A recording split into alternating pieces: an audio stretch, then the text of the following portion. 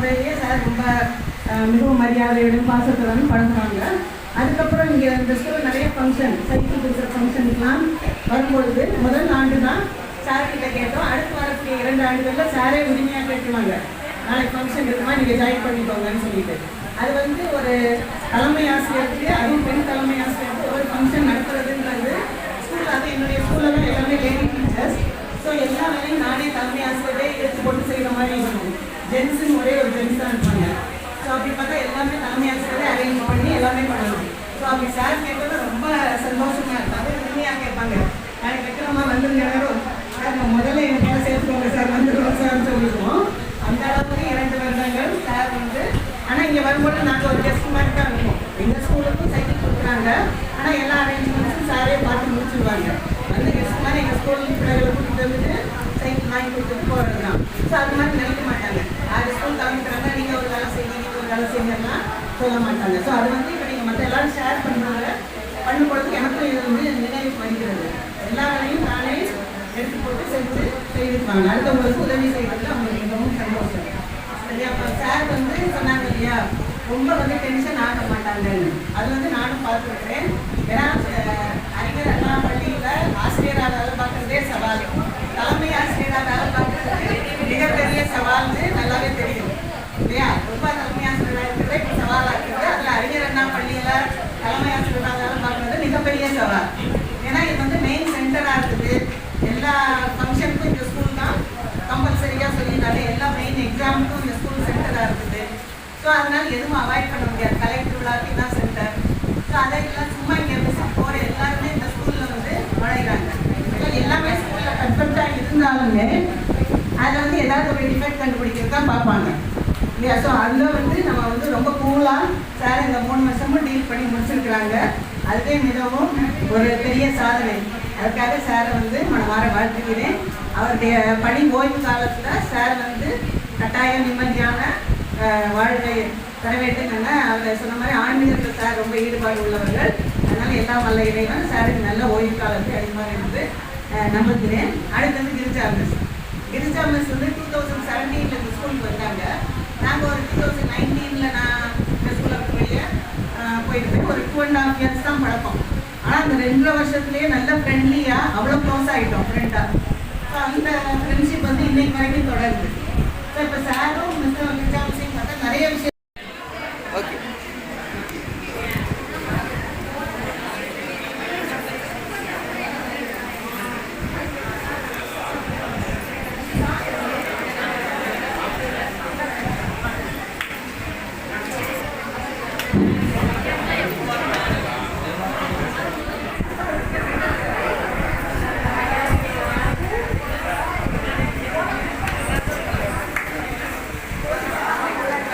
Teacher பற்றி மாறியிருக்காங்க. எனக்கு நம்ம என்ன கொடுத்துருக்காங்க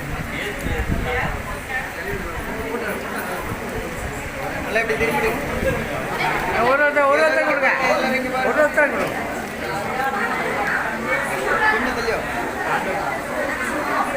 இங்கே பாருங்க, இங்கே பாருங்க, இங்கே பாருங்க.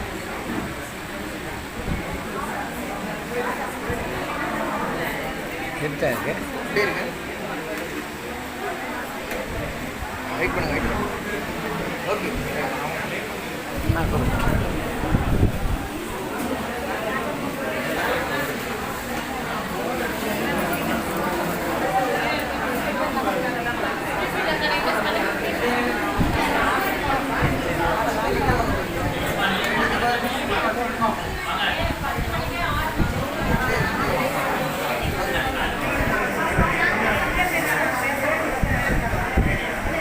என்ன ஆவணப்படம் இருக்கா அல்லது மறந்துட்டாங்க?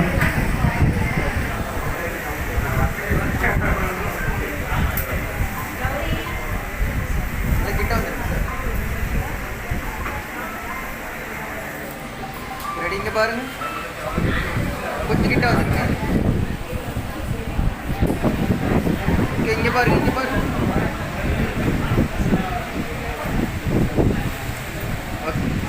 சிறப்பாக வாழ்த்துறை வழங்கியீர்கள். அதற்கு சில பேர் உறுதுணையாக இருந்திருக்கிறார்கள். அதான் முக்கியம். முதற்கண் இறைவன் தான். எளியவனை குப்பையிலிருந்து உயர்த்தினார். உண்மையை நான் வந்து சிறியவன் எளியவன் தான், எளியவன். அந்த எளியவனை நலம் உயர்த்தது இறைவன் தான். பல்வேறு தடைகள், போராட்டங்கள், மரணப்படுக்கைகள் எல்லாம் இருந்தது. எல்லாத்தையும் தூக்கி கொண்டு நடத்தி வந்தது அவர் தான்.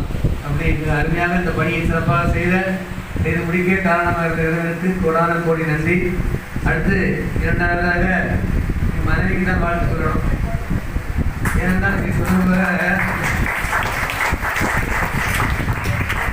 ஏன்னா நான் இது சொல்றதில்லை, இந்த பணியெல்லாம் செய்வதற்கு நான் காலமாக சொன்ன மாதிரி நேரங்காலம் பார்க்காம வீட்டுக்கு போவேன். உண்மைதான்.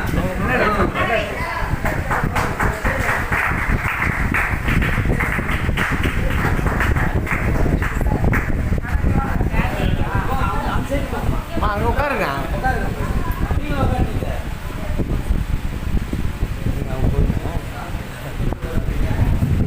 ஏனென்றால் என்னுடைய பணி நிமித்தம் வட்டார கல்வியால் எதிர்ப்பாக இருக்கும்போது பணிகள் அதிகம். நான் சொன்ன மாதிரி பணிகள் செய்கிறது அதிகம். நான் பணி சுவை வீட்டை சொல்றதே கிடையாது. பணியுடைய கல்வியை சொல்றதே கிடையாது. ஆனால் வீட்டுக்கு மிக மிக காலதாமதாக செல்வது. 11 மணிக்கு 12 மணிக்கு 1 மணிக்கு போனது உண்டு. இப்படி பல்வேறு பணிகள் அதிகமாக இருக்கும். அதுவும் எழிவாக இருக்கும்போது கோர்ட்டு கேஸுக்கு சென்னைக்கு தான் வரணும். கொடுத்ததெல்லாம் அதிக கோர்ட்டுக்கு வரும், சென்னைக்கு வரும், திருப்பி போகணும். அது பணி விடுமுறை எடுக்க முடியாது. அதெல்லாம் கேட்பாங்க. ஆனால் வந்து செய்ய அனுமதிப்பாங்க. அதான் சரி பரவாயில்ல. அப்படி எவ்வளவு இடர்பாடு இருந்தாலும் கூட உறுதுணையாகவே இருந்து என்னால் செய்ய முடியாது. அந்த பணியை செய்ய முடியாது. குடும்பத்தில் மனைவியோட ஒத்துழைப்பு எந்த செயலும் செய்ய முடியாது. ஆனால் என்னோட மனைவி வந்து எல்லா நிலைகளிலும் எனக்கு உறுதியாக இருந்தாங்க. எல்லா செய்வதற்கும் உறுதியாக இருந்தார்கள். பணிபுரியும் கூட ராத்திரி கரெக்டாக தான் போயிருக்கேன். எல்லா பணியெல்லாம் போயிருக்கோம். அந்த கரெக்டாக தான் போயிருக்கேன். இப்போ கூட பேசுவதற்கு கடுமையாக பேசுவதற்கு பொறுப்பு. ஆனால் அதை செய்வதற்கு உதவியாக செஞ்சு தப்பு இல்லை கட்டணம் போகக்கூடாது அப்படிங்கிறேன். கட்டணம் திருப்பி அதை அவங்க தொடர்ந்து அதுக்கு உதவியாக இருந்தாங்க. அதனால் எல்லா வழியும் எனக்கு உதவியாக இருந்து நீங்கள் நம்முடைய பாராட்டு பெறுவதற்கு அவங்க தான் முக்கியம். நான் பாராட்டு பெறுவது அவங்க தான் முக்கியமான காரணம்.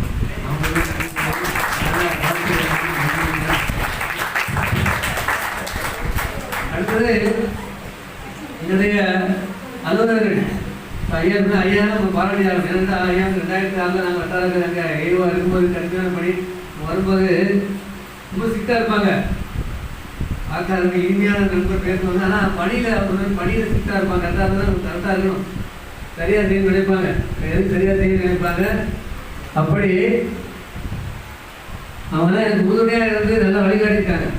இந்த கன்னியாகுமரி அவங்க சொன்ன மாதிரி கன்னியாகுமரி மாவட்டத்தில் படிப்புறது கடுமையான பணி. வேறு மற்ற மாவட்டம் எதாவது படிப்புலாம் அங்கே படிப்பு எல்லாம் தெரிஞ்சாலும் படிக்க முடியும். உடனே கேள்வி கேட்பாங்க, உடனே பதில் சொல்லணும், நேரத்துக்கு கேள்வி கேட்பாங்க.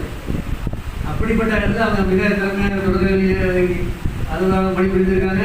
அங்கேயே சிஓ வந்தாங்க. மிக சிறப்பாக அந்த மாவட்டத்தில் 100% தெரிஞ்சு கொடுத்தாங்க. மாவட்டத்தில் எல்லாம் ஒருங்கிணைத்து மிக அருமையாக இப்படி மாநிலத்தில் ஒரு பள்ளி முதன்மையான பள்ளியாக வந்துச்சு. அதுதான் சாதாரண காரணம். அருமையாக இப்படி அலுவலர்கள் ஒத்துழைப்பு அருமையாக கிடைத்ததுனால சிறப்பாக செயல்படும். நன்றி சார், உங்களுடைய பணிகளை பயன்படுத்த.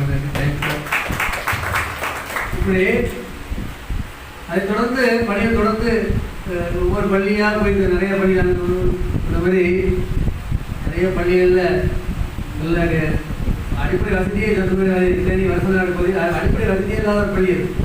இப்படி நிறைய பள்ளிகள் இருக்குது. ஒவ்வொரு பள்ளியும் அந்த ஆசிரியர் அடுத்து வைங்க தான் ஆசிரியர் நிறைய ஒத்துழைச்சாங்க. நம்ம சொல்கிற மாதிரி ஆசிரியர் ஒத்துழைக்க முடியாது முடியும். அந்த பள்ளியை பொறுத்தவரை எடுத்துட்டோம்னா எல்லா குரூப்புக்கு மேல்நிலை கல்வியை பொறுத்த வரைக்கும் தமிழ்நாட்டில் எத்தனை குரூப் அத்தனை குரூப் இந்த பள்ளியில் இருக்குது. அத்தனை குரூப்புகளும் இருக்கிறது.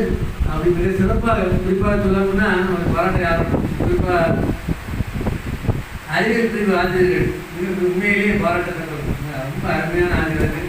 சொல்வதை அருமையாக செய்வீங்க, மிக அருமையாக வைத்தீர்கள், பாராட்டுகள். அவங்கெல்லாம் 99% வெற்றி பெற்றுருக்காங்க. 100% ஃபெயில் ஆகிருக்காங்க. நான் பார்த்தவரெல்லாம் ரிசல்ட்டில் 99% அருமையான கடிதம் உழைப்பாங்க. ஆனால் அவங்க நாட்டு கூட அருமையாக இருந்து போதும் அருமையாக படிப்பு நிறைய அறிவிப்பு ஆசிரியர் அனைவருக்குமே வாழ்த்துக்கள். அது ஒரு கடுமையாக சொல்லித்தாங்கணும். இவங்க சொன்னது மாதிரி இவங்க வந்து அறிவியல் பிரிவு எல்லாருக்கும் கொண்டு தான் கொடுப்பாங்க. கிரிக்கெட் ஒன்று கொடுத்துருங்க கொடுத்து கொடுத்துருவாங்க. எந்த இது இவங்களும் சம வழி சேர்த்து மிக அருமையாக அந்த பணியை செய்து கொடுத்தார்கள். நன்றி டீச்சர், அருமையாக ஒத்துழைத்தீங்க.